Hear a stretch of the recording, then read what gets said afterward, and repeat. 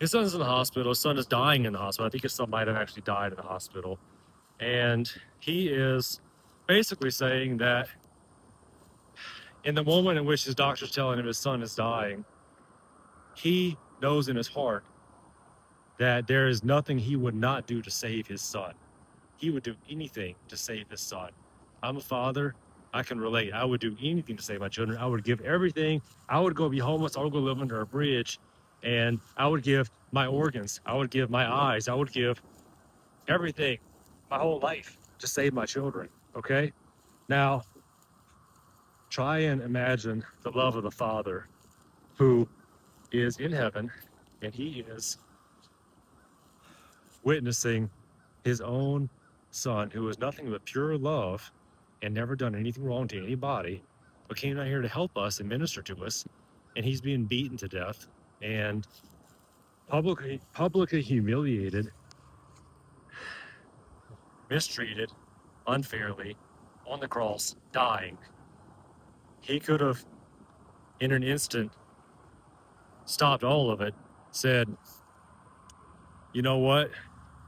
We're going to scratch this whole experiment. It wasn't an experiment. We're going to scratch this whole idea that I had of sending Jesus down here. We're going to scratch all that. We're going to keep on letting these no good humans keep on sacrificing cows and sheep. We're going to keep on letting them do that because I'm not going to deal with this anymore. He could have set up in heaven and said, I'm not doing this anymore. These people aren't worth it. Or he could have just exterminated the whole earth in that moment. He could have said that.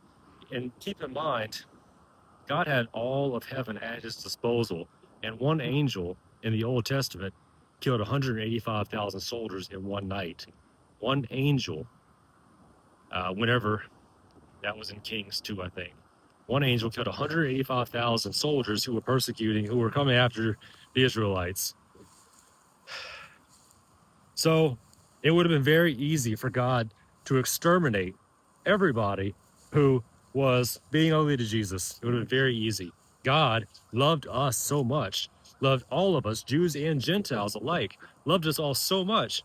He sat in heaven and did nothing, sent no angels to save Jesus, let Jesus die on that cross, so that his sacrifice in the New Testament, after he rose, his sacrifice would be all that we need to atone for our sins. The sacrifice of God himself will be all that we need to atone for our sins. No more sacrificing sheep, no more